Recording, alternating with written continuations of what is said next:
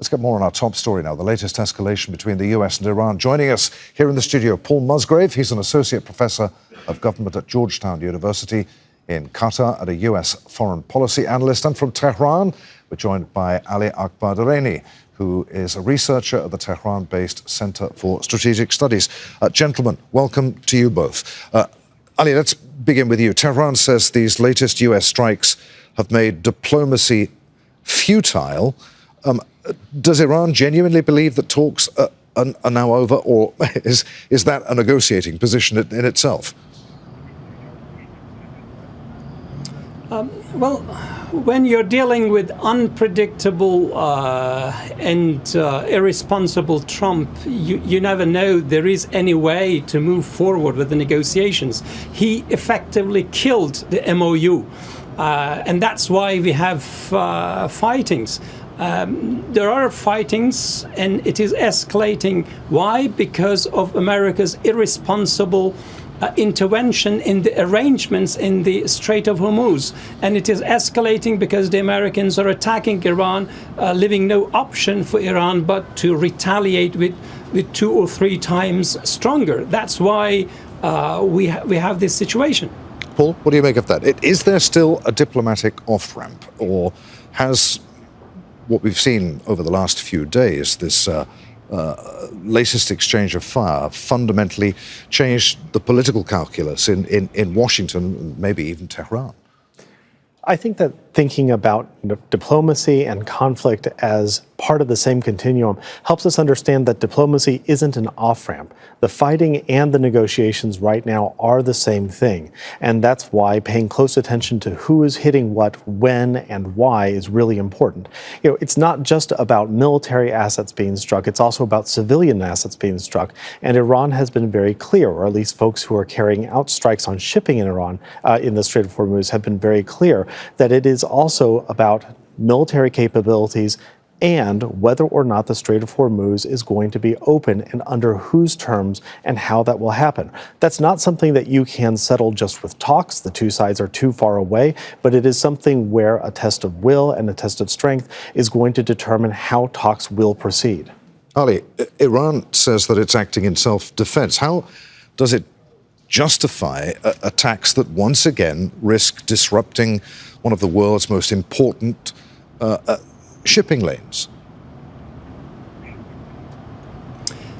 Iran closed the Strait of Hormuz in self-defense. It was a defensive measure because Israel and the United States launched a war of aggression against Iran. And then Iran established protocols to make sure that ships passing through the Strait of Hormuz will not endanger Iran's national security. They will not be hazardous passage, but innocent passage. And we had the MoU, the Memorandum of Understanding. Under Article 5, the MoU says Iran will make arrangements for the passage of ships, not the United States, not other parties. And the same article says Iran and Oman make discussions about the future administration and maritime services at the Strait of Hormuz. Iran and Oman started negotiations. Negotiations were making progress. There were differences, there were disagreements, and there were agreements. Omanis were opposed to taking toll, but agreed to fees. Iran confirmed that. Iran said it's not looking for tolls but fees only in return for maritime services. And Omanis were insisting that let's come to a mutually agreed solution. Ships can pass through the Strait of Hormuz into the Persian Gulf, taking the Iranian corridor, getting out of the Persian Gulf into the Oman Sea, taking the Omani corridor. That was the suggestion from the Omani side. So the negotiations were making progress. Diplomacy paused because Iran was to hold funeral for its martyred supreme leader. And the Americans looked at that as an opportunity to take away Iran's leverage in the Strait of Hormuz by establishing an alternative corridor. Okay. Iran could not tolerate that. Why Iran attacked those ships? It was because they took unauthorized, unsafe corridor in violation of the MoU. Let's put that to Paul. The US says that what it's doing at the moment are limited strikes designed to protect shipping. At what point do limited strikes lead us back into an open-ended war? Well, I think this is where understanding the context and the purpose of violence really becomes important.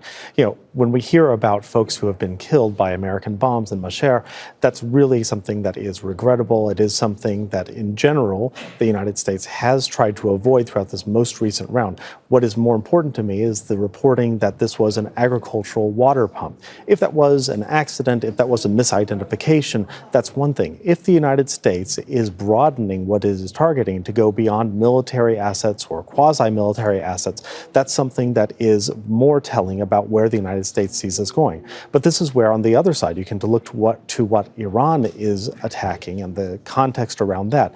And, you know, if we say that a passage of a LNG or an oil tanker through Omani territorial waters is a threat to Iran's national security, that's a very broad expression of what Iranian national security is.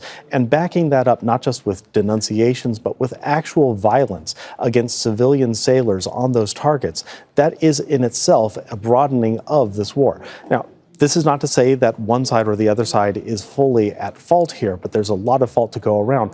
But there is something that, as we look at what is happening, we want to understand what is escalatory and what the purposes are. And right now, Iran is using the opportunity the United States gave it to pursue a much more aggressive agenda than it had back in February. Paul Musgrave, Ali Akbar Dareini, many thanks to you both.